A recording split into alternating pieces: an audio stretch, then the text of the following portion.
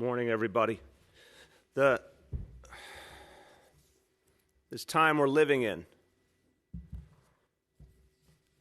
is causing us to experience so many challenges, so many painful realities, things we never could have imagined. There is such uncertainty, there's such confusion, there's such a sense of insecurity.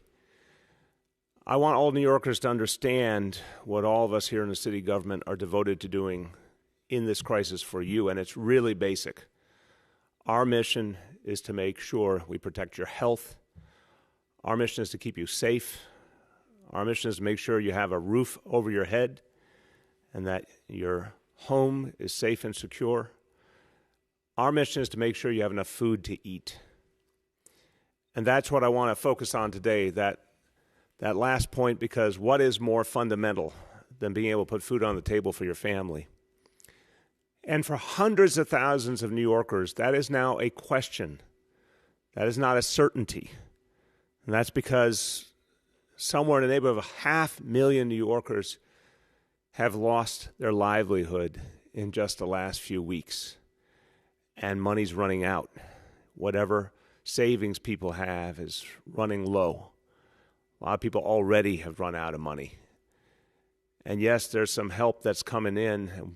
We all appreciate that for sure, but we all know it's not enough to sustain people. So for more and more New Yorkers, we're hearing this all the time, people are literally asking, where's my next meal coming from? That's something painful to consider in the greatest city in the world, but it's what's happening. More and more people are experiencing that kind of insecurity. That's one of the most basic, and particularly for families, parents worrying about how they're going to feed their children. That's a reality that's now gotten sharper and sharper.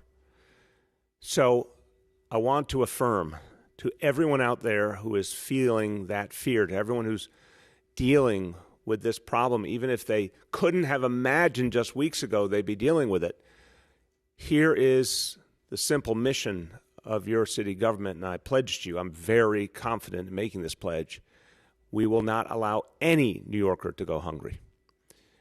This is not only a mission we are devoted to because it is the right thing to do, it is the moral thing to do, we must do it. And we must do it as your city government, we must do it working with all those at the community level who for years and years have helped to make sure that people are fed, the food banks, the soup kitchens, the houses of worship, the nonprofit organizations. So many people have been devoted to making sure that New Yorkers had enough to eat. We're going to need them more than ever. We're going to help them more than ever. But the city government's going to take the lead because we will not allow anyone to go hungry. Now, yesterday I was out in Bed-Stuy, Brooklyn. And I saw something moving and remarkable, but also it was a warning sign. I was with the wonderful people who are part of the Campaign Against Hunger. It's an organization that's been around for decades, started at the grassroots to feed people, help people. I want to thank Dr. Melanie Samuels and her whole team. Devoted people from the community who keep coming out, and they know that they're taking a risk doing it, but they keep coming out with the proper protection on to feed the residents of their community who need help.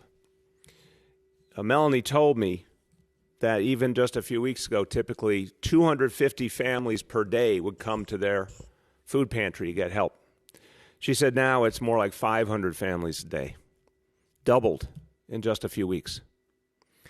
And this is just the beginning, because when we look at this coronavirus crisis, we understand we're trying to make sense of something brand new, a disease that didn't even exist for human beings 6 months ago. But we're also trying to understand the huge negative impact it's had on the rest of our lives. And we know when it comes to something like unemployment, the effects get felt more deeply week after week. It doesn't all happen at once. It actually gets tougher as we go along. So I think what's coming up is going to be even more of a challenge, and that's why we're preparing right now to feed everyone. And as you hear this presentation from me today and from our new food czar, Catherine Garcia, I hope everyone listening will understand literally We will not let anyone go hungry. And if anybody in your life needs food, we will get it to them. We have to make sure that word is spread. We have to make sure that no one thinks they're alone. We will not let anyone go without food. We need to make sure everyone gets that message. Now, I was in Bed-Stuy, Brooklyn, but this challenge is literally in every neighborhood. Because if you have no money, how do you get food? And we know that the massive unemployment that we're experiencing is literally every zip code, every part of the city. So whoever you are, wherever you are, if you need food, we're here for you. And there should be no shame. I want to emphasize this. There's no one's fault that we're dealing with this horrible crisis. Anyone needs food, we're here for you. You don't have to think twice. Of course it's for free. Just pick up the phone or go online. And if you need information, you can go to nyc.gov/getfood. You can call 311. You can find all the places, all the ways we'll get you food. Please do not hesitate and spread the word to everyone you know. Now, this is an unprecedented moment. This is something beyond even our imagination in some ways, but we have to fight back. That's what New Yorkers do. We're going to find a way. Yesterday, I talked about the amazing work that's being done right here in our own city to do what our nation's not been able to do, to create our own test kits, to create our own PPEs. That's the New York City way. If no one else is finding a way, we'll find a way ourselves. We'll take care of ourselves. We'll support each other. Well, this is the same idea. We are dealing with an unprecedented challenge in terms of people needing food, so we're going to create an unprecedented response. Today, I'm announcing a $170 million initiative to make sure every New Yorker gets what they need and no New Yorker goes hungry. Now, thank God we have a strong foundation to build on. All those food pantries and soup kitchens, all the amazing organizations out there that have been doing work all over the city for years and years. Meals on Wheels, all the things that we know that are part of the compassionate approach that we take as New Yorkers to those in need. We'll be building on all of that, and we will be adding many new components because the situation we're in now calls for a whole different strategy and approach, and one that will grow with every passing week. So, let's talk about the sheer scale.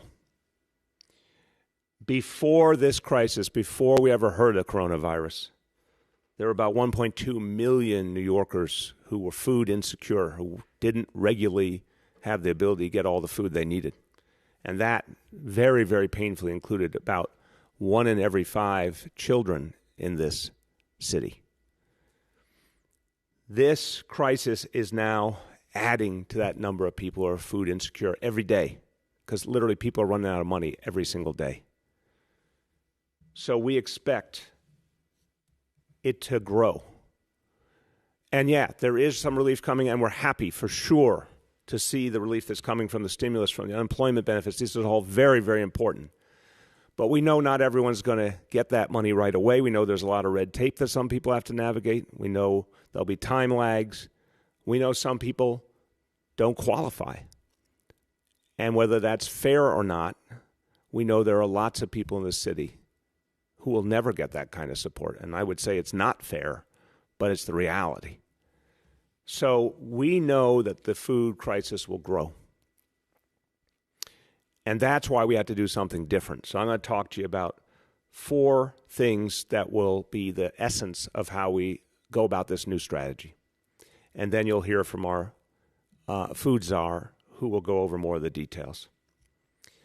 So first, this has to be done on a grand scale, a really massive scale, to reach everyone who needs it and even more people up ahead. Since March 16th, when we really got in the thick of this crisis, there have been 4.5 million meals served to New Yorkers through all of these approaches we're now taking, and that's just a beginning. We're scaling this up very fast. You know, we've talked about the operation through our school sites. We've talked about what our senior centers are doing, so the Department of Education, Department for the Aging. We've talked about the operation that's been set up through emergency management led by our food czar.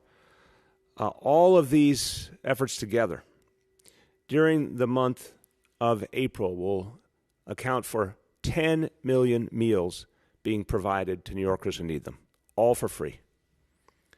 Now, I don't like having to tell you that number because it says how big the problem is, but it also says how big our response is. That's April. We're ready to do even more in May. So the second piece of the equation is making sure that as we're providing food, we're also putting people to work because so many people need a paycheck. So many people want to help. So 3 weeks ago, we launched emergency deliveries. And this means getting food to people who can't get out, who literally can't get out physically. Maybe they're disabled, or seniors who can't get out and get food and don't have anyone to get it for them. Folks who are scared to go out because they have one of those pre-existing conditions or they're immunocompromised. A lot of our residents in public housing, a lot of people who, if they don't get a delivery, it's not clear if they're going to get food. What we've done is we've reached out to drivers in the for-hire vehicle industry, so many of whom have seen their livelihoods upended by this crisis. We've now registered 11,000 drivers who are TLC licensed, Taxi and Limousine Commission licensed. And they are all taking on shifts to deliver food directly to people in the greatest need who can't get out of their house, who need that delivery right to their door. These drivers are doing that, helping us feed people. They're being paid by the shift, so they're getting money back in their pockets to feed their families in turn. This is something that's going to have a huge positive effect on the people doing the work, but even more, they're doing something absolutely crucial to help the most vulnerable amongst us. Third point, we have to make sure, knowing that, as I said, in April, we think we will have served 10 million meals by the end of April. That's going to go up in May. It's easily going to be somewhere between 10 million and 15 million meals in May at the rate we're going. We have to make sure there's enough food to ensure we can make those deliveries, keep our food supply strong and stable. Even a small disruption in the food supply would have a huge negative effect on New Yorkers. We won't let that happen.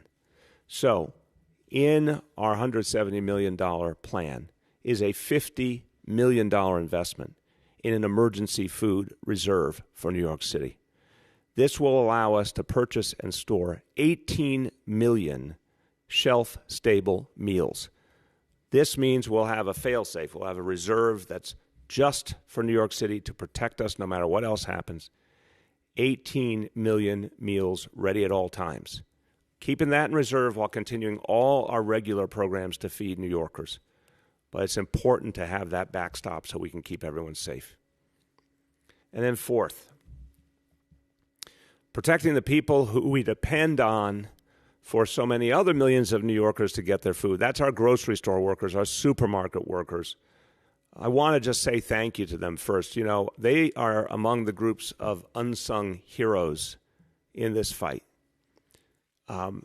We talk, and we rightfully talk, about the heroism of our healthcare workers, our first responders. They've been absolutely amazing, battling through this crisis, keeping the health system going, keeping us safe. But let's give a lot of appreciation, a lot of respect to the people who make sure we get fed. Those grocery store workers, those supermarket workers, they get up every day, they go to work. It's a tough job. We need them, and they keep coming through for us.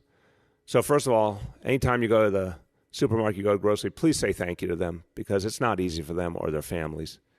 We appreciate them. But also, remember, this is not what they expected. These are folks just trying to make a living for their families. They did not expect to be on the front lines of an international crisis. But they're acting with the same resolve and the same spirit as all our other heroes. Now, we have to protect them. So we've been working with the different companies, supermarket companies and the grocery stores, to make sure that their workers get the PPEs they need of one kind or another. There's all different kinds of PPEs. Different kinds are needed for different situations. We're working to make sure those supplies continue to get to those supermarket workers and grocery workers so they can be safe and confident. And finally, want to mention in this category, we're giving some new guidance today. And it's about when you go to the store, when you go shopping for food, what makes sense to do. So I'm giving the guidance to all supermarkets and groceries. Require customers to wear face coverings when they come in.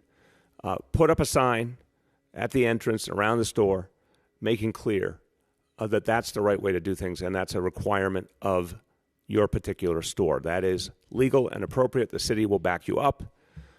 This will help everyone to remember when they're in that kind of space, it's so important to protect each other, to protect the whole community. That face covering is a smart thing to do. Every store has the right to put up that guidance and make it a requirement in terms of entry into the store. And anybody who will not, any customer who says, no, I refuse, should not be allowed in. And again, we will back up those stores. We will help you to enforce the rules. You have a right to have those rules in place. It's the smart thing to do for the health of all New Yorkers, and the city of New York will back you up. We need to keep each other safe. We need to keep these grocery and supermarket workers safe so they can keep serving us. This is the smart thing to do. So that's the big picture, and I think you hear throughout that big picture our resolute commitment to feed all New Yorkers. And to make sure it happens, I turn to one of our most effective public servants. Time and again, she has delivered for New York City as our sanitation commissioner throughout all the challenges the city has faced, including the biggest blizzard in the history of New York City on her watch, and we came through, and thank you to all our sanitation workers. That was one of their finest hours, and right now is one of their finest hours now, keeping the city going, keeping it clean in the midst of this crisis. But her leadership there was outstanding. She did an amazing job addressing the lead issues and helping to create a plan to keep all of our children safe in a way that's unprecedented, and that's having a huge impact. Time and again, she's answered the call, and now she's doing it again as our food czar. My pleasure to introduce Commissioner Catherine Garcia. Thank you, Mr. Mayor. It is my pleasure to serve New Yorkers in this capacity. We are facing a difficult but important challenge right now, feeding New Yorkers and also maintaining our supply chain in a rapidly changing environment. And I really want to get right to the details. So as many of you know, we stood up the grab-and-go meals at the Department of Education. Over 3 million meals have been served at those schools, and they are now serving over 250,000 meals daily. I want to really say thank you for the folks at DOE who have stood this up. They've been amazing. But this is serving all New Yorkers, students, families, adults. We are also continuing to do senior meal deliveries. Over 300,000 meals have been delivered, and they are now serving 250,000 meals daily, serving seniors who were eating at Department for the Aging senior centers. As the mayor mentioned, we stood up the Get Food portal, and we are giving emergency food delivery to the most vulnerable New Yorkers. And this has been a great partnership with TLC and all of the TLC drivers who have made sure that they are showing up to get those deliveries done. And so it's boosting earnings, but it is also serving an absolutely critical purpose in terms of making sure that there are meals available for these populations. So we have delivered in the last 3 weeks over 1 million meals to the most vulnerable, and we will continue serving 100,000 daily and growing. And our primary focus is on seniors, NYCHA, the medically fragile, and anyone else who is vulnerable. As the mayor mentioned, we are building an emergency food reserve. I want to make sure that New Yorkers are clear. Our supply chain is stable. I know that many of you have seen items on store shelves not there. The supply chain is adjusting to what we decided to buy that was very, very different than what we had ever bought before. And so it is rapidly adjusting to this new reality. So we are ramping up the food supply to make sure that we can take care of the most vulnerable. So we have $50 million invested, and we will be purchasing 18 million shelf-stable meals, which means that they will last, to protect New Yorkers from any temporary disruption.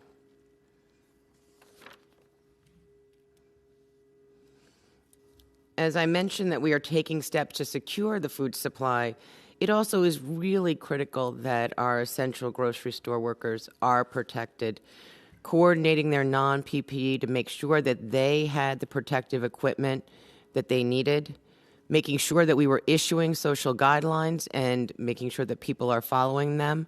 And then today, talking about the fact that we really will support grocery stores who require their customers to wear a face covering. So again, I think that this is another group of unsung heroes. I will echo what the mayor said. They have been doing amazing work. We are also focused on the fact that we need to prevent store closures.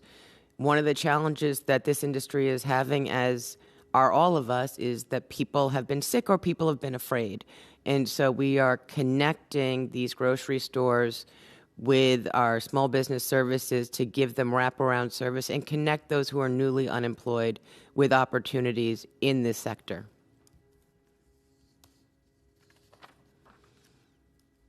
So as the mayor also mentioned, we want to make sure we are supporting our first line of defense, which is the 800 plus food pantries and soup kitchens who have converted to takeaway.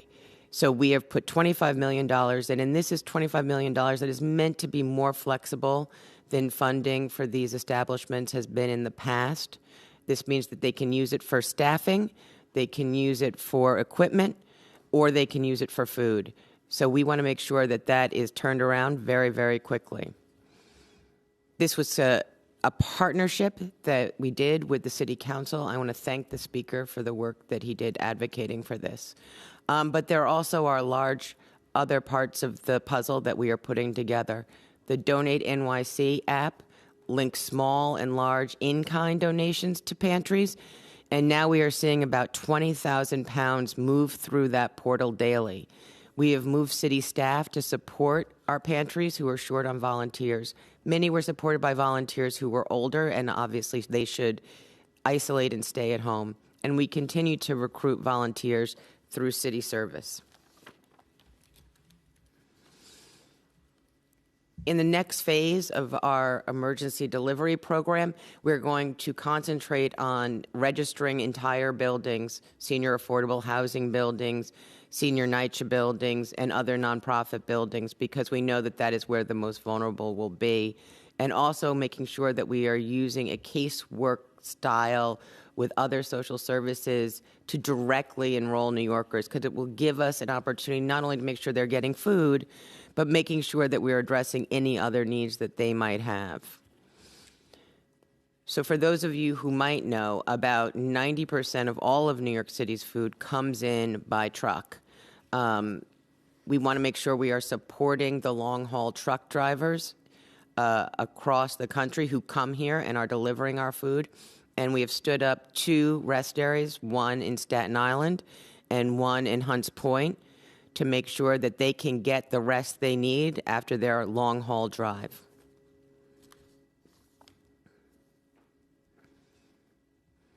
We need to be partners, though. So federal food aid will be critical going forward. Having the amount of benefits that SNAP provides, which was formerly the food stamp program, to make sure that we're maximizing that benefit and getting that funding into people's hands. There also are 2 additional programs that are available. One is called PSNAP, Pandemic SNAP, and our state application is before the federal government. We look forward to having that approved, which will also put funding into families' hands. And then DSNAP, which is disaster food relief, which would require a federal declaration of disaster, but we know that our congressional delegation has been advocating for that. So we think that those will be key pieces of the puzzle as we move forward into the summer and the fall. We have a lot of work to do, but as the mayor said, we will not let any New Yorkers go hungry. we will not compound the tragedy of the pandemic with the tragedy of hunger. Thank you. Thank you very, very much, Commissioner. And thank you for all you're doing and your team. This is the plan. Just want everyone to see it. It'll be available online today, nyc.gov. But this plan summarizes the ways we're going to make sure everyone gets the food they need. Now, this brings us to the bigger picture again, which is if we're going to make sure that we work our way back to something normal, it's going to take a lot of work, but we can do it. New Yorkers have proven what an impact you can make.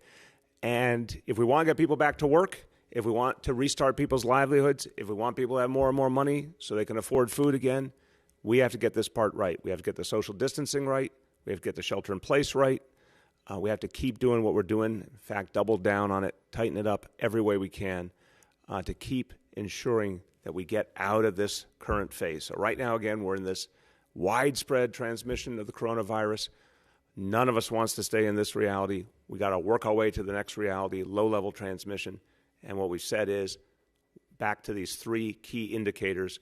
When we can get the three indicators that I'll talk about now to all go down in unison, all in the right direction together for 10 days to 14 days, that's when we'll be able to talk about some other changes we can make, hopefully a little bit of loosening of restrictions. But if we can't get them to go down together, it will tell us a lot.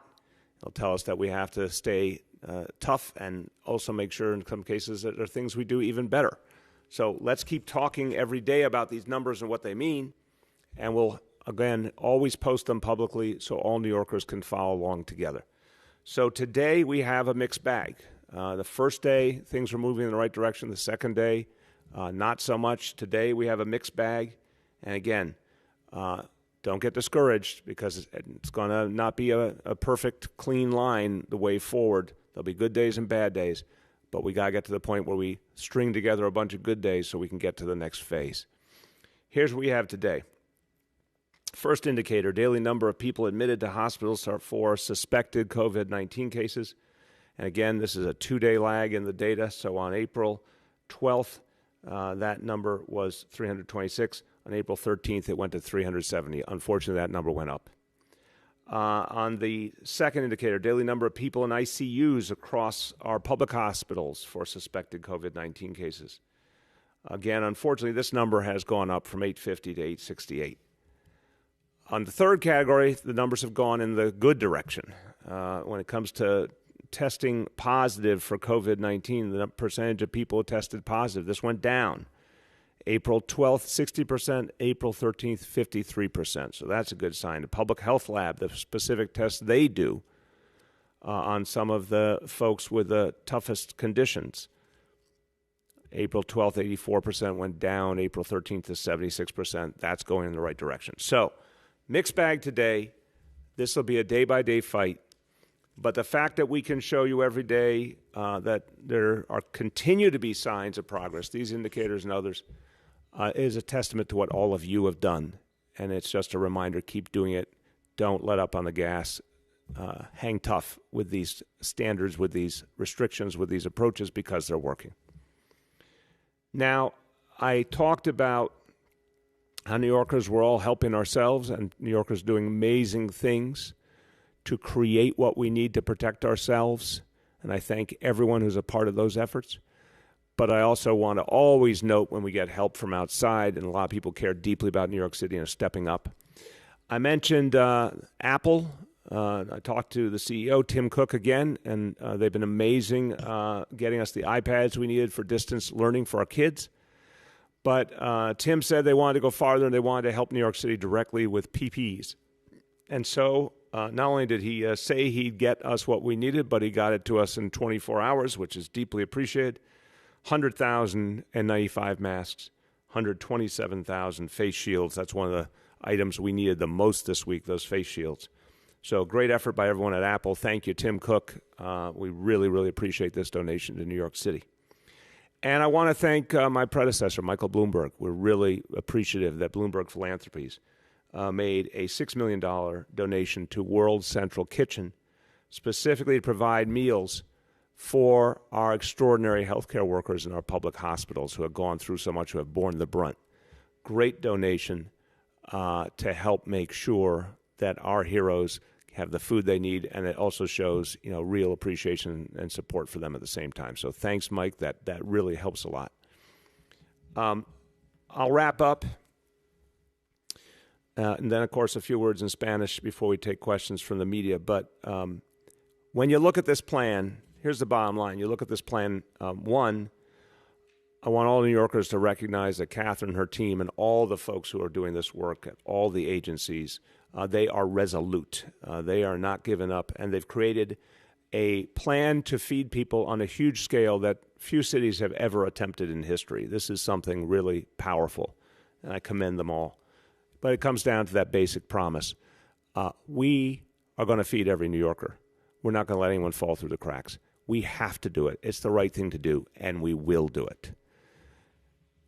Quick few words in Spanish to summarize. Este virus no solo está cobrando vidas, está afectando nuestra forma de vivir. Y muchos se preguntan de dónde vendrá su próxima comida. Si necesita comida, nuestra ciudad le dará de comer. Tenemos una misión simple. En la ciudad de Nueva York, nadie pasará hambre. With that, we will turn to our colleagues in the media. Please let me know the name and outlet of each reporter. And just a quick reminder to folks, we have Dr. Barbeau and Commissioner Garcia in the blue room and Dr. Daskalakis on the phone. And first up is Mark from CNN. Mark? Hey, everybody. How you doing today? Hey, Mark. So I had a couple of questions about the data from the weekly report. I was hoping you could clear up or just add some more context to a couple of these numbers. The first was the almost 60% of the probable deaths that happened in the hospital in the ER. And the other one was any type of the distinction between the home fatalities and the ones that were classified under DOA/other. Thank you. And look, I'll turn to our health experts and just say this is, you look at these numbers, and again, a reminder, it's human beings, it's families, and it's tragic. And we thought it was very important to portray this larger reality as more and more information was coming in. And I just want everyone to remember it's another one of those sobering moments, understanding the sheer totality of what's been thrown at us and what we're fighting our way through. But let me turn to Dr. Barbeau and Dr. Daskalakis to answer your specific questions. So I want to begin by echoing the mayor's sentiments in terms of really the sheer magnitude of the loss that we're experiencing as a city and the importance that there is in ensuring that we make sure every New Yorker is counted who has been taken by this vicious virus. And so what you'll see in the data that we have on our website is that the number of individuals who have died because of probable COVID really is in many ways reflective of what we have been directing New Yorkers to do. The vast majority have been diagnosed in hospitals and emergency departments, but we do see a significant number of individuals who are dying outside of hospitals and emergency departments. And so the way in which these deaths are categorized is by grouping where the location has been determined either by the Office of the Medical Examiner or the funeral director or whoever the person was that registered the death. And so that's how we have categorized them. Dimitri, anything to add, or did we cover it? Okay, guess we covered it. Thank you. Okay, thank you. Next is Juliet from 1010 Wins. Juliet? Juliet, yes, can you hear? hi, good morning, Mr. Mayor. Good to talk to you. Good morning, Juliet. Hi. So this is my question. There are clusters and encampments of homeless on the street. Is this considered a public health issue, and should they be removed for health reasons? First of all, Juliet, we do not allow encampments in New York City. I want to be very blunt about this and make sure no one misunderstands. For several decades, somehow encampments of homeless people were tolerated, meaning literally homeless people created like little villages. Sometimes it was on railroad tracks or, deep in parks or industrial areas, and set up, places with almost permanent structures and tents and one thing and another. What I said several years ago, and I brought in the NYPD, Department of Homeless Services, Sanitation Department, we said we're just not going to allow that anymore. It's inhumane. It's not fair to homeless people. It's not fair to everyday New Yorkers. It's not fair to the quality of life in the city. It's not healthy. It's not right. And I said we will not tolerate any encampments. And since then, I've asked all of our commissioners on a regular basis, including our police commissioners over the years, to guarantee that they do not see any encampments reasserting. So sometimes you have a few homeless people gather, and we address that for sure. And sometimes people try and put up, cardboard boxes or things, and we address that right away. But when you say the word encampment, it means to me where people have tried to create something kind of ongoing or permanent that is literally not tolerated, will not be tolerated. If you know of a location, if any New Yorker knows a location, call 311, and we will send out the NYPD, Homeless Services, Sanitation immediately to take it down. If you're talking about, Juliet, a smaller number of homeless folks who gathered temporarily, we don't want any gathering, obviously. We want people to observe social distancing. If anyone tries to even begin to stay in the same place on the street, that's not acceptable. It's not healthy or safe. So we would send out our homeless outreach teams, send out NYPD to address that. So that would be true even before the coronavirus, but it's even more true if it means anybody gathering in close proximity. That's not healthy or safe. So please, anyone who sees something like that, or any homeless person on the street in need, call 311. We are getting homeless people in off the street in record numbers and keeping them in. And our outreach workers are doing really amazing work. They're out there through this crisis. And actually, thank God, they found that very few people on the street, of those several thousand, a very, very sad reality, of several thousand New Yorkers who are street homeless, permanently homeless, we have not seen much incidence of the coronavirus among them, thank God. But we are trying to get people to come in this crisis more than ever to say it's not safe to be on the streets. Come in where we can get your health care and protect you. So that work continues constantly. But we want those reports to 311 so we can act on them quickly. Gloria from New York One is up next. Gloria? Gloria? I wanted to... Yes, can you hear me? Yep. Yes, again. Okay, I wanted to ask a question again about the numbers that were released yesterday. There's an additional number in the data set that the city released. It's a little over 8,000, and it says that it's the number of people that the city at this time can neither confirm were a victim or of COVID or a suspected COVID death. I wonder if either you or any of the other health officials can clarify what that number means. And is the city taking any look at how many people have died that could have been saved but weren't, simply because the hospital system has been so overwhelmed for days? So I'm talking about maybe a person who had a stroke at home and help didn't get there fast enough, and they did not have COVID or any of the other conditions that might have put them at risk, and simply because of the delay and the overwhelmed system passed away as a result. Is the city doing any kind of tracking for that? Okay, let me give you a couple of responses and then turn to Oxiris and Dimitri to add. First, we are trying to get out data constantly, and more and clearer and more accurate data, and data that portrays the whole truth. I want the whole truth out. Wherever the facts take us, I want the whole truth out. Now, Gloria, that's inherently always second to saving lives right now. And as the indicators we just talked about make clear, we still have a lot of work to do to protect people and save lives right now. So I'm never going to say to our health leadership, hey, focus on the data, what happened before, more than focus on how we can save lives right now and what we need to do to stay ahead of this virus and beat it back. That's always going to be the first priority. But I do believe there's more information to get out, and we'll constantly get it out.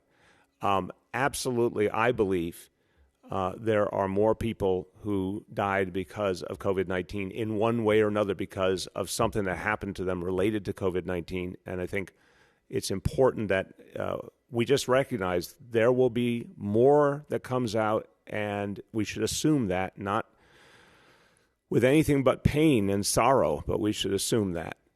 And when that information can be verified, it should be put out. I want to caution, though, about part of your question, because I don't think it necessarily portrays the whole truth. Job one in this whole crisis was to hold and protect and preserve the hospital system so that we would never have the situation you describe where someone needed care and couldn't get it. That's why we fought so hard to get more ventilators and the PPEs and keep the personnel, when we lost personnel, get new personnel in. I've asked this of Dr. Mitch Katz, the head of our public hospitals. They've borne the brunt. I keep ensuring that anyone who needed care and was in real danger got the care they needed. We never had a day where we ran out of ventilators. We never had a day where there wasn't the personnel we needed, even if they were stretched real thin and fighting very hard. So the thing I warned us about constantly, the people of the city, and warned the nation honestly about, was the day when someone came in, needed a ventilator, there was no ventilator, or someone came in, they needed a doctor nurse, there was no doctor nurse. We did not, thank God, experience that, and we're still fighting to make sure we never experience that. But the point you're raising about EMS, obviously we know our EMTs, our paramedics, have gone through such a tough time these last few weeks. And they had to prioritize in really tough ways, and thank God we got reinforcements in from around the country. 500 EMTs and paramedics came in before, another 100 are coming.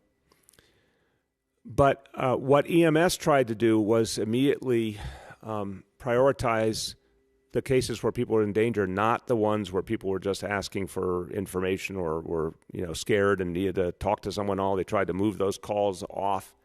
They tried to focus on people who were in direct danger the most and get the response to them as quickly as possible. And from everything I saw, the cases that were really life and death, EMS, as usual, not only prioritized them, but did an extraordinary job saving lives.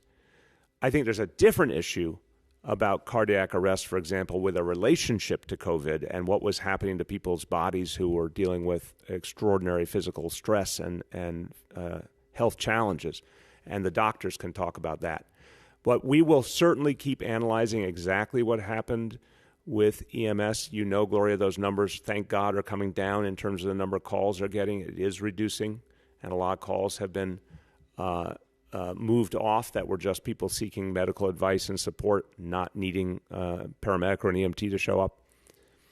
But I want to emphasize how much EMS constantly prioritized the folks whose lives are in immediate danger and rushed help to them.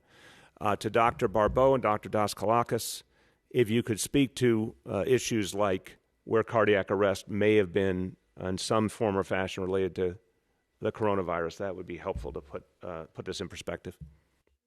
And I want to just build on what you've laid out to really start off by saying that each of these deaths is a tragedy, and we all feel it as New Yorkers. And what we have been putting in place as a part of this response is really to maximize the number of people that we save. And the unfortunate reality is that there have been people who have died either directly because of COVID or indirectly because of COVID. And we've talked a little bit about that in the past, but I think seeing it in black and white, so to speak, with regards to what the numbers show, gives us really a moment of pause and reflection on what we as a city are going through. And, I just want to start off by saying that in the health department, we have started a moment of silence to really acknowledge the New Yorkers that have died because of COVID and to remind ourselves of the mission that we have.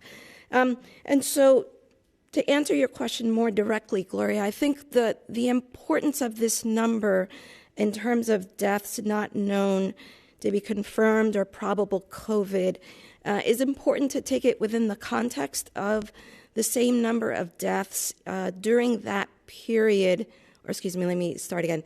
The number of deaths during that same time period in the previous year.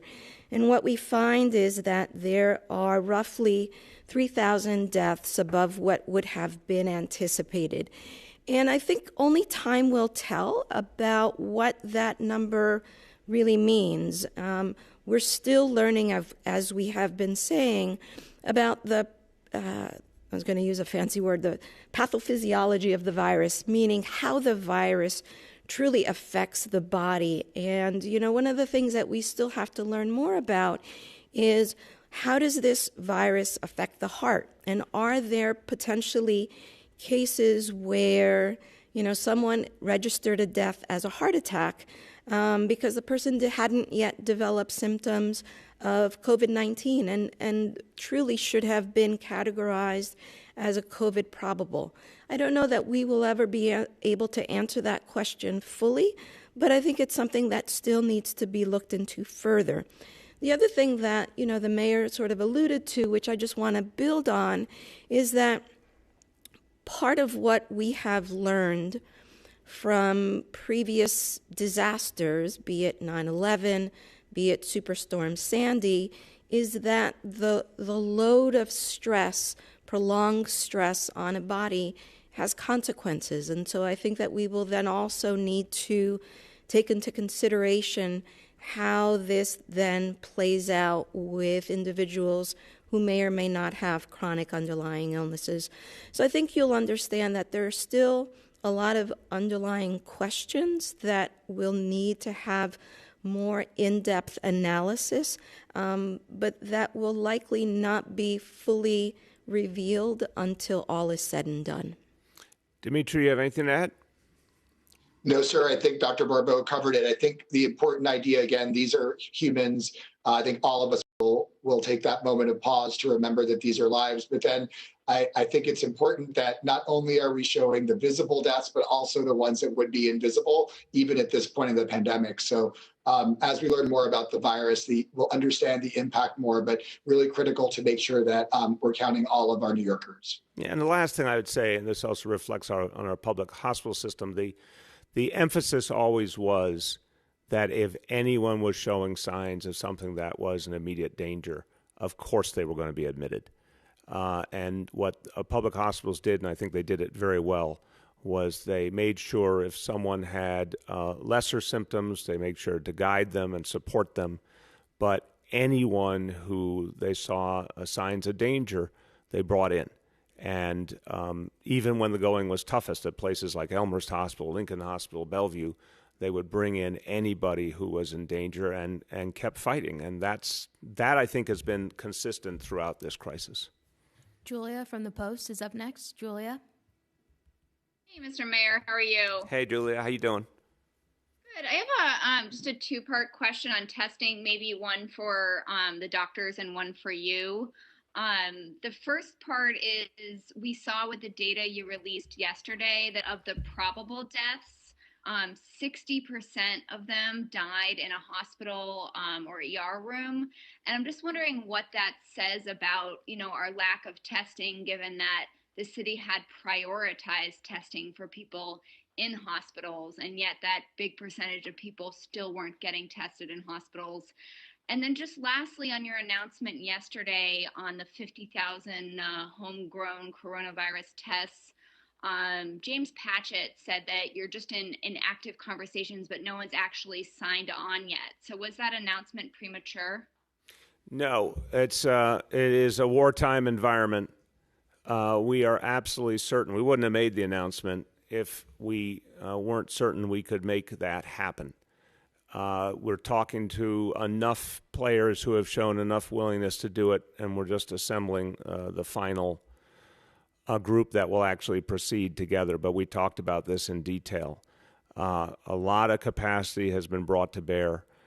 This is going to happen. Remember, we were in a similar situation in terms of the face shields, in terms of the surgical gowns. Just a few days before I went to the factory that produces, the first one that was producing the face shields in the Brooklyn Navy Yard, it was just an idea. And they had to blitz to bring everyone together to make it work. The same with the surgical gowns, which involved actually a pretty elaborate production process. It went from idea to execution in a number of days. Because of the 3D printing, we know that things are possible now that would have taken, immense effort and time in the past, can now be programmed into a 3D printer and acted on very, very quickly. And there's a lot of 3D printing capacity in New York City. This is actually something that the Economic Development Corporation has been working on for years now, is expanding that piece of our economy. So there's a lot of 3D printing capacity in New York City. So we said beginning of May, and we mean beginning of May. On the previous question, I'll turn to the doctors. One thing to clarify, that 60% refers to the totality of those who were probable COVID-related deaths. But when you look at it from the perspective of individuals overall who died in hospitals, you'll see that the vast majority were confirmed. So I want to just clarify that interpretation of the statistics. And again, of the people who died in the hospital related to either confirmed or probable COVID, the vast majority had tests done. That being said, I think how to tease apart what happened with the probables is something that will take us a fair amount of time to tease out if we're ever really able to do that, because what we won't have is the breakdown of severity of underlying chronic illness, et cetera, et cetera. So there's a lot of variables there that are, I think, to be determined. But the important thing here to note is to not misinterpret the way in which the table is laid out, and to really focus on the fact that the vast majority of folks who died in hospitals did have tests. Go ahead. Marsha from CBS. Just one thing. Oh, sorry. Sorry, just one thing to add, if that's okay. Yeah, please. Yes. So I would also add that that the table also shows really what trends were and availability were of testing throughout the entire pandemic. And I think we'll all remember that early on in the pandemic, because of various issues with testing kits that we received from the CDC, capacity lagged a bit behind.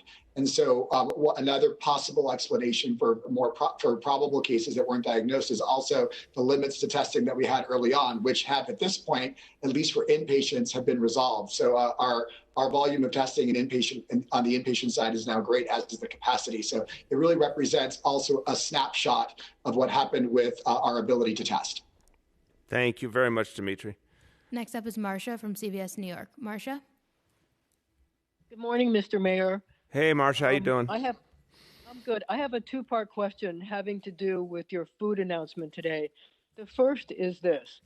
Since you've asked that all people going into supermarkets wear masks, will you be asking the NYPD to enforce it? And my second question is, given the fact that you've pointed out that the best way for people not to need the food is to have jobs, what steps are you taking to help create jobs so that people won't need the food that you're offering? Yes, excellent questions. Marsha, on the first one, so face coverings, I want to keep using this phrase appropriately. The PPEs, the personal protective equipment, the highest grade of those, like the N95s, obviously those are meant for healthcare workers dealing on the front line with COVID-19 and others who have, real vulnerabilities. So, when we talk about masks, we're thinking about things like N95s and surgical masks. When we talk about face coverings, we're talking about things like bandanas, scarves, or the kind of masks you can buy, in any hardware store, for example. So those face coverings, I want to see anyone who goes into a supermarket or a grocery store wear one of those. By the way, a huge percentage of New Yorkers are doing it already based on the guidance we gave them previously. But I want to see people, if you go into a place as important and as sensitive as a grocery store or a supermarket, just put on a face covering. Protect the workers there who are doing such important work. Protect each other. Now, what I'm saying is every store, just put up the sign saying you're required to wear a face covering. One of my colleagues at City Hall made the point, for all our lives, go into a diner or something like that, you see a sign, no shirt, no shoes, no service. It's the same exact concept. Put up a sign that says, unless you're wearing a face covering, you can't come in. Then the store has every right to enforce that rule for its own premises. People aren't willing, should be told, hey, do you have a face covering? Can you get a face covering? Or if they have one they can offer them, great. You can shop if you have a face covering. If you don't have a face covering, you have to go back out until you get one. If there's any problem with that, of course the NYPD will help. And all the store owner has to do is call 311 to get that help. Or if they have a connection to their local precinct or their neighborhood coordinating officer under neighborhood policing, they can reach out to them directly. But we have to be clear. This is another one of the things we have to do to protect each other. And anytime the NYPD or any of our agencies are needed to help enforce, they'll be there. And NYPD, as we know, is starting to get back more and more of its officers coming off of convalescence from COVID-19, so their strength is gathering, and we can do more and more enforcement. But that segues perfectly into the other part of your question about restarting the economy. I want to restart the economy desperately. I want to make sure that people get back to their jobs and get back to their livelihood. But the best way to do it is to be careful. So, Marcia, in this case, I'm going to call myself a conservative. I want to make sure we do this right. The worst possible scenario would be to take the foot off the gas, think we're out of the woods, let people come back too quickly, and have the disease boomerang back on us. And that has happened in some parts of the world. Then we're going to have to step back all over again and deal with more and more people getting sick and more people dying and more restrictions, and the economy won't be able to start. If you want to restart the economy, get it right. Actually make sure that we've contained this thing. So that's going to take being slow and purposeful, not too slow, but cautious so we get it right. That will take some time, not weeks, but months to really get to the next phases.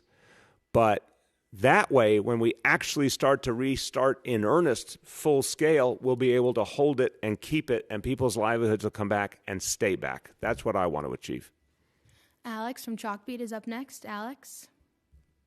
Hey, Mr. Mayor. How are you? Hey, Alex. How you doing? Good. I'm going to keep in the tradition of two-part questions. This one is on school spending. The first part is, in your proposed budget, you had suggested cuts to single shepherd and college access for all. And I'm wondering if that means that those programs are on pause right now, or whether there will be personnel cuts to those programs. And my second question is, you're also proposing about a $100 million cut in fair student funding. And I'm just wondering if you have any sense of how those cuts will be distributed. Obviously, some schools receive more than 100% of their fair student funding. Others receive far less than that. So I'm just wondering if you have a sense of how those cuts would be distributed. Yeah, and we'll get you more details when we go over the executive budget. But to your second question, yeah, the idea is to say, look, everyone is having to sacrifice now. Everyone's having to give something to get us through this crisis. So the schools that have done very well on funding, I mean, every dollar of it's been worthy. Every dollar we put into education is a good thing, and some schools have gotten more than others. And I don't begrudge a school that is doing great work at educating kids and has some more resources to do it. I want to see maximum equality, obviously, and we keep raising that floor, as you know, on fair student funding. And we look to the day where every school is at 100%. But for schools that have had more than 100% in a time of sacrifice, we're going to ask them to help and sacrifice and cut back some so that we can, get through this together. On the single shepherd and the college access, which are both really good elements of equity and excellence, they've both been areas where we fought inequality. We help kids get support where they didn't have before. We help families to navigate through a lot of challenges, and particularly to help kids get to college who often didn't have a lot of exposure and support to what it would mean to get to college, and it's really been very, very productive. But those are on pause because of the kinds of choices we have to make now. We got to stay on the basics. Right now, the whole message you'll hear in the budget presentation is sticking to the basics, protecting people's health and safety, making sure there's food on their table, a roof over their head. And with education, it will be about the basics, making sure we can be safe, healthy in our restart of school, making sure we're providing the most important elements of education to our kids. We're going to have a lot of mental health challenges, as the chancellor has indicated, that we're going to have to address, and we're going to have to provide the resources to address. So initiatives like Single Shepherd College Access, they will be paused, but the personnel will certainly be needed for other important work. So we'll keep, as we go along, evaluating what we can do and keep updating our budget accordingly. Melissa from NBC New York is up next. Melissa.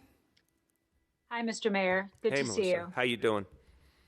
Okay, thank you. My question was about the fact that the deaths classified by the health department as non-COVID were up by 3,000 for that same time period.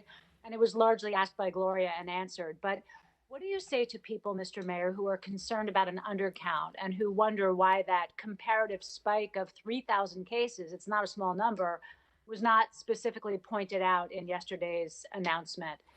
And do you think it's likely that the number of deaths caused either directly or indirectly by COVID could be closer to 13,000? Yeah, I think to your question, again, understanding, Melissa, this is about human beings, and we want to be respectful of the families, not say more than we are pretty sure about. Remember, in the case of those very, very sad reality of the probable deaths, that in many, many cases, healthcare providers suspected it was COVID-19, but there was not the time or the reality, the condition to get a test done before the person passed away. Some people passed away very quickly, for example. It's very, very sad. But, there was already some indication it might be COVID-19. In the case of other deaths of people we've lost, I believe that gap you're talking about is made up overwhelmingly of folks who, if it wasn't that they had COVID-19, that had manifested, it still was some part of the equation. It affected the fact that there were so many deaths. It seems to me like that's the obvious truth. As there's time to make sense of the details and put more out, the health department will certainly do that. But there's also some of the information that may not be reachable anymore because things happened weeks ago and we've been in crisis. But I think the bottom line answer is clearly so many people have passed away. It was bigger than we even fully understood or could document. And I think it'll be bigger still. We have to be honest about that. We have to be open about that because it tells us just how big a crisis we're in. But much more importantly, we have to move forward. We have to keep saving lives and constantly figure out what more we can do and where we can get the help we need to keep doing that, because we're going to be at this for a long time. So that's how I see it. Anything you want to add, Doctor? No, sir. Okay. Henry from Bloomberg is up next. Henry. Hello, Mr. Mayor. How are you doing? Hey, Henry. How are you doing? Okay. How are you doing with the loss of baseball? It's not my question, but I think a lot of us, I know I'll wait for your full question, but I have to comment. A lot of us are like pulling our hair out over the loss of baseball. It's very, very strange. I associate spring with baseball, so it feels really, really strange. But I'm also in the camp that we have to do our recovery really careful way. And so as much as I want to see a baseball game deeply, I don't want to see a baseball game until everybody's safe. That's the way I think about it. But go ahead. What's your question? Well, I also want to just tell you that as much as we give you a lot of tough questions and give you a hard time and criticize you, I think most New Yorkers appreciate the hard work you're doing and understand how difficult this is. But Thank you. Here's my question. The IBO today came out with a report that said almost $10 billion in revenue will be lost through fiscal year 2021. And they're forecasting as many as 475,000 jobs lost, including a gigantic number just in this quarter. Your budget modification included something like $1.3 billion in cuts. The CBC and others say that that's way too low. How are you going to fill this gap? Okay. Henry, first of all, thank you for what you said. I appreciate it personally, but I also want to say thank you on behalf of my whole team, because I hope New Yorkers have some sense, and I hope when it's all over, they'll be able to look back and understand that, so many people at City Hall, at emergency management, and all our agencies, certainly the health department, H&H, they have just been working nonstop since day one of this crisis, and everyone understood that we were saying goodbye to anything that was normal and just working every single day nonstop to try and save lives. And the team has done a really, really outstanding job. So I appreciate what you said, and I receive it as appreciation for this whole team. The IBO report, I think, is pointing in the right direction for sure. We'll talk more in the budget presentation, but the bottom line is, and I said it earlier, the absolutely we're talking about a revenue loss, 100% in the category between $5 billion and $10 billion. And again, I'll provide more detailed information very shortly. But even when we try and peg that number now, we're going to lose much more after that. Remember, the revenue losses are deepening. Remember that we have taken a big hit from the state government. We got a $800 million cut from the state government in their budget. This is going to get tougher. So, and I also agree with them. I've been saying about 500,000 people I think are unemployed or will be. So I agree with the IBO. We're very similar in our count. But to the question of how much we're cutting when, job one is to protect people, Henry. I got to come back to the basics here. This budget will be about keeping people healthy, protecting their health, protecting their safety, making sure there's a roof over their head, and making sure people have food. That's how we're going to go about this. And whatever it takes, we are going to constantly focus on those goals. It was tough to make the cuts that we've already announced. As we need to make cuts, we will do all we can, but there's a lot of things we just can't cut. So we have to keep fighting for the support we deserve from Washington. We have to keep fighting for a stimulus bill that will actually address the needs of the places that have been hardest hit. I mean, the billions and billions of dollars of revenue we've lost, that isn't the fault of everyday New Yorkers. And New Yorkers deserve the support of our federal government in the time of crisis. Henry, you and I remember the famous headline, back during the fiscal crisis, Ford the city dropped dead. Well, it's Donald Trump's time to decide what kind of headline he wants. The stimulus bill is being discussed right now. And we all know the Senate could act very quickly, and we need to see the president's leadership. I criticized him in the past when I thought he was letting his hometown down. There's been some progress in recent weeks in terms of getting us things like ventilators and PPEs, and I've been thankful when we get those things. Well, now it's another one of those litmus test moments. Is the President of the United States going to step up and tell the Republican Senate that they have to pass a stimulus that will make New York City whole, that will make New York State whole, that will make all the other cities and states that have lost vast amounts of revenue whole? It's up to him now to provide some leadership. So again, is he going to be there for his hometown or not? But is he going to be there for everyone else or not?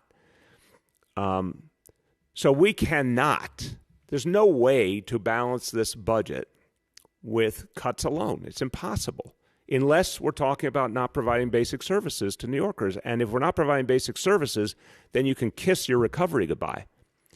If this city, this is one of the most important cities on earth. We are the economic leader of the United States of America. We are the financial capital. We're one of the economic engines of this nation. If we can't provide basic services to our people, if this city can't function, there will not be a recovery for everyone else. So we need that stimulus, and we need it quickly so that we can remain whole and we can actually help lead the recovery. And that's what I'm going to fight for in Washington, for sure. But the president has to lead. Bridget from WNYC is up next. Bridget. Morning, Mr. Mayor. And I wanted to follow up on your food announcement with questions to you and Commissioner Garcia. I'm wondering, particularly around the home deliveries, can you talk about any of the challenges you've faced up to this point? And is the city able to check in with clients, or just is it about relying on the information delivery vendors provide? And then what should people do, particularly seniors, if they don't feel like they're getting what they need? Very good question. I'll start and pass to the commissioner. So this is being attempted on a scale that we've never seen here in the city before. We have to make it work. Calling 311 is the way for people who want to sign up, who can't get out and get their own food. They should call 311. We're trying to not make it a bureaucratic process. We're not trying not to make it complicated. We're trying to make it fast. Someone needs food, we have to get it to them fast. And then we have to keep bringing it to them until the crisis is over and they have a way to get food that's secure. So we expect the numbers to grow. We're ready for the numbers to grow. But if anyone signs up and then doesn't get it, they also have to call right back to 311 right away so we can make sure that every case is being followed up on. Commissioner Garcia is very rigorous, and this is something we've talked about. We cannot have, of all the things in the world that cannot miss, this can't miss. So anyone needs to sign up, call 311. We'll follow through. Anyone who's not getting it, call 311. We need to see that addressed instantly by all the agencies working with the commissioner, and I have faith that she will make that happen. Commissioner. Thank you, Mr. Mayor. And particularly, we know our seniors are the most vulnerable. And I want to stress that if today you need food, that you should call 311 or go to nyc.gov/getfood. As we move forward, we will continue to strengthen all of our systems to support that delivery mechanism, both through the Department of the Aging and through the Get Food portal, and make that more seamless for everyone involved, and ensure that we are getting the senior centers back in the mix between the seniors that they know so well and the food that they know needs to get delivered.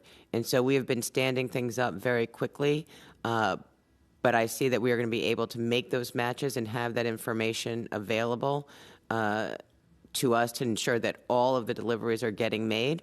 And if they're not getting made, that we have a backstop to get them done. Yeah, and Bridget, I want to also note, again, amidst all these challenges, the fact that we have 11,000 TLC licensed drivers signed up to do whatever shifts we need. So this is really, really important. Not only giving them and their families a break by giving them some additional income, but that's an army. If the commissioner needs more drivers, she can get them anytime she needs. So we can just add shifts, add drivers. So if demand increases, we're going to be ready.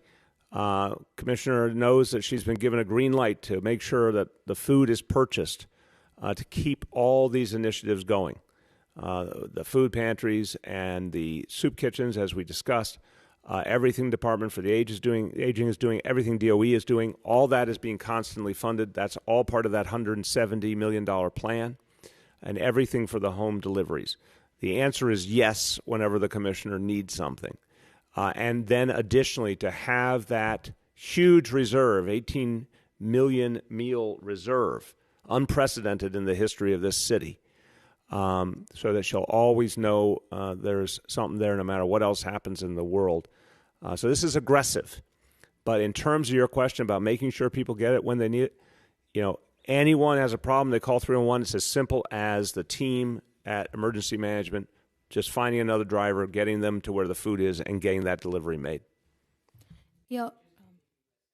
Scale, we started a little bit over 3 weeks ago. We had distribution sites in each of the boroughs. We now have 3 in the Bronx, and we are adding 2 in Manhattan. So we are making sure that we can expand our capacity to move the meals to the people. Yoav from the city is up next. Yoav. Hi, Mr. Mayor. I'm wondering about the city's assessment of its needs. The 15,000 ventilators, the 45,000 personnel, and the upwards of 85,000 beds. Have you revised those projections at all in the face of the most recent data?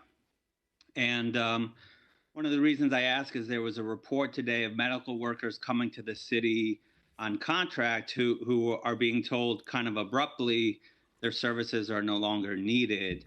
And the other related issue is you mentioned last week the possibility of EDC working with local companies to build ventilators locally, but we haven't heard anything further on that. Is that still, I guess, what's the status of that? Are you still looking to do that? And is there still a need?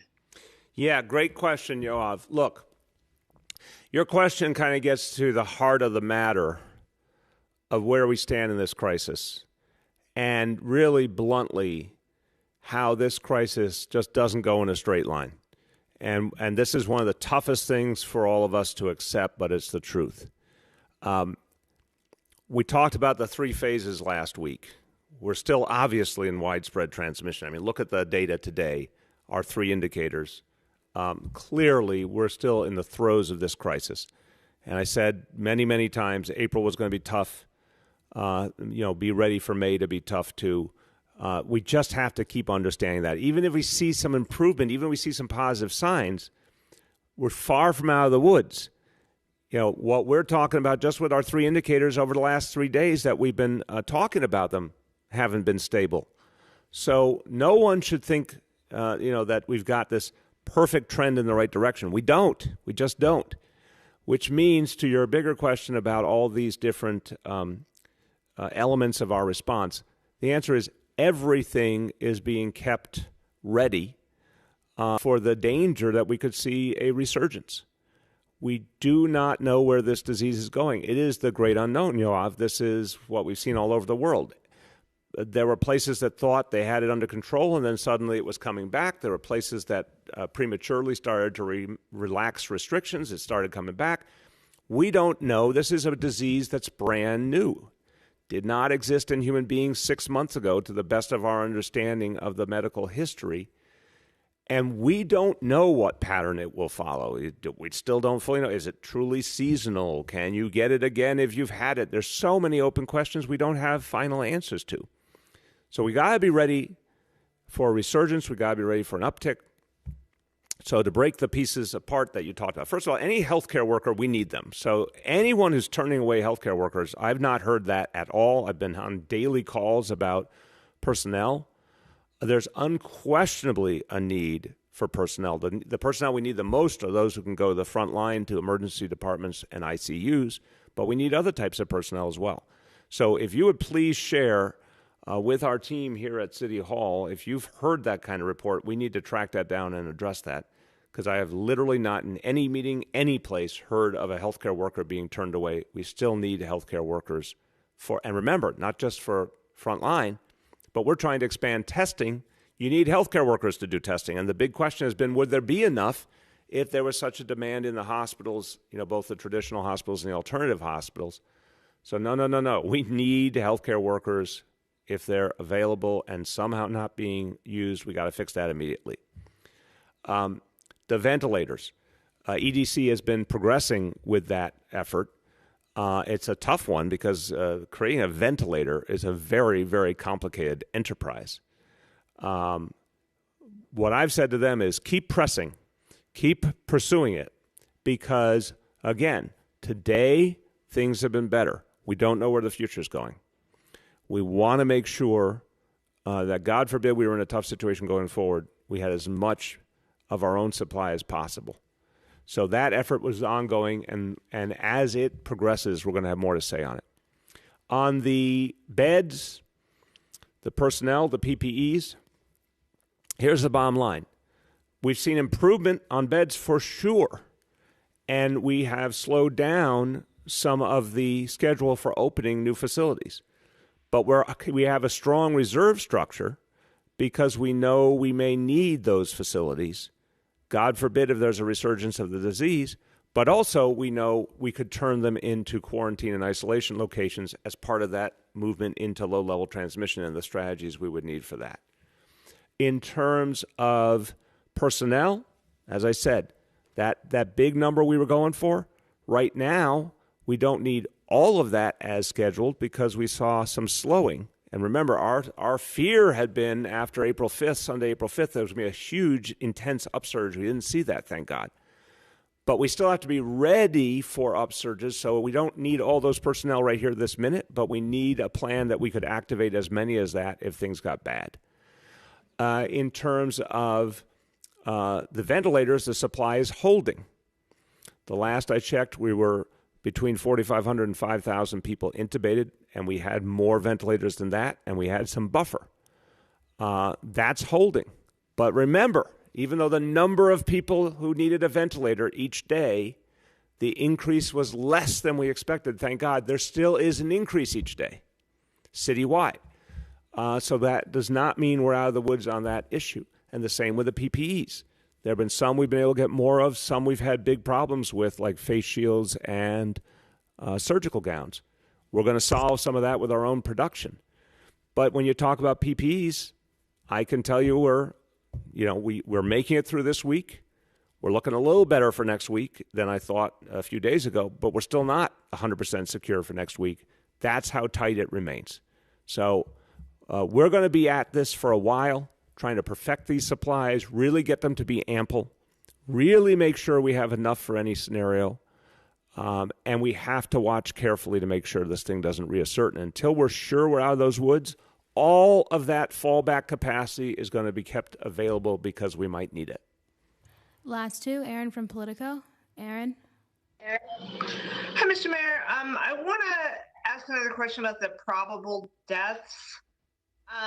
So these 60% that took place in hospitals, that's over 2,000 people. Can you clarify if you know, are these people who died while they were waiting for care before they got, in the emergency room, before they were able to get care?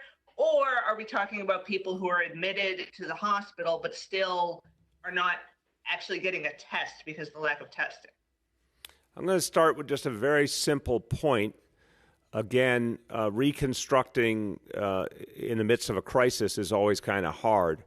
But remember, and I have had these conversations with Dr. Katz about what Elmhurst experienced in other places, we had people who came in, and this is not unheard of, obviously, sadly, with emergency rooms, but it happened in really substantial numbers in this case. People came in, right on the verge of death.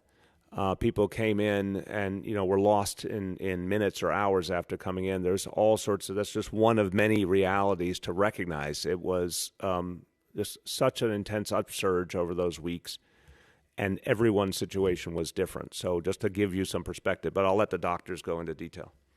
So to build on what the mayor just mentioned, I think one of the things that we need to keep in mind is that these data represent a quantitative picture of a snapshot in time. They don't really give us the qualitative texture of the stories behind them. And so I think that with time, we will be able to tease apart the type of question that you're asking. So for right now, all that we can say is that these were individuals who were seen in the hospital or the emergency room and died because of probable COVID-19. Last call is Anna from the Daily News. Anna? Hi, Mr. Mayor. I was wondering, given that so many people are losing their jobs and therefore might be losing health care, is there any plan to allow for online marriage licenses? Because, when people get married, they can share health insurance. And, I've actually gotten a couple questions from New Yorkers about this. Is that something that you might consider? I know that, you'd have to create some sort of system for that, but it might increase access to health care. That's a real interesting question, Anna. I would certainly consider it. Now, I don't know enough about how you do it in this atmosphere and do all the things you need to do to properly ensure that a marriage certificate is done the right way. But I think it's something we should look at for sure.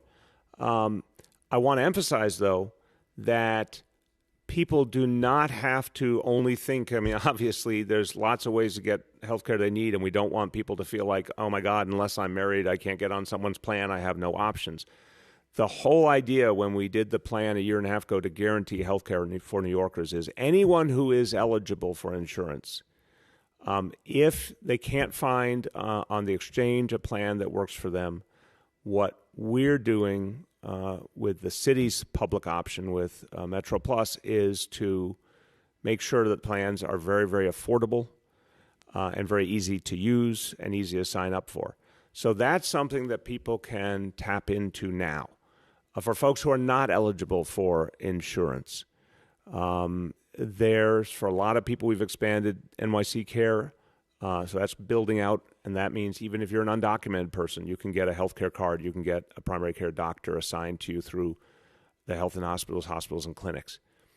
Clearly, in this atmosphere of crisis, it's a different reality, but that underlying point that anyone who needs health care, we will provide it. If they cannot pay, we'll provide it. If they can if they need health care and we can get it and we can get them on an insurance plan as they come in for health care, we'll do that. H&H is now doing that all the time. Someone comes in the door, they need help, they're giving them help, and then they're saying, hey, I noticed you don't have insurance, let's sign you up right now. So we'll keep getting more and more insurance to everyone who does qualify. Anyone who doesn't qualify for insurance still is going to get health care no matter what. So I just want to give people that reassurance, and anyone who's not sure, you can call 311. Right now, anyone who needs health insurance and is eligible could call 311, and we are continuing to sign people up for health insurance through this crisis. They could be getting it right now, even if they're not getting married. Anyone who doesn't qualify could be getting help right now, health care they need right now, again, even if they're not married. But I think your question's a good one. If we could allow people to get married through some creative online approach, maybe verified by people calling behind it and talking it through with the couple, maybe there's a way to do that. If we can find a way, I'd certainly like to see that. I don't want to see people's lives disrupted any more than they need to be. So we'll look at that and come back with an answer in the next few days, and I appreciate that question. Everybody, I'll just finish with this. In these extraordinarily challenging times, I just keep emphasizing how New Yorkers are rising to the occasion. Everyday New Yorkers, of course, social distancing, shelter in place, finding a way to make it happen. But also look at what's happened in just the last 48 hours. Here are a bunch of New York City companies, research labs, universities, led by our city government and our Economic Development Corporation, coming together to create test kits here in New York City. Doing something that a lot of people thought was impossible, but doing it with that kind of that creativity, that entrepreneurship, that energy that New York City is famous for, people just making it happen. And then the same with our food plan that we're talking about today. This plan, it wasn't something that was easy and just obvious to do. People had to work hard in our team, working with all our partners at community level to say, what do you do in a crisis of this magnitude? How do you create something new? And think about the ingenuity of saying, well, wait a minute, let's take all those TLC drivers. Let's take all those for-hire drivers that are out of work. They're going to become the new heroes, getting food to a senior citizen or a disabled person who has nowhere else to turn. I mean, that's a beautiful ingenuity, putting these different pieces together to make sure New Yorkers are safe. Again, we've never had a food reserve in our history. We're now going to have $50 million spent to get us 18 million meals there in reserve no matter what happens to our city to protect our people. These are the kinds of things that are being created. So it's a very tough, painful moment, but there's also a lot of heroism, a lot of creativity, a lot of fight back.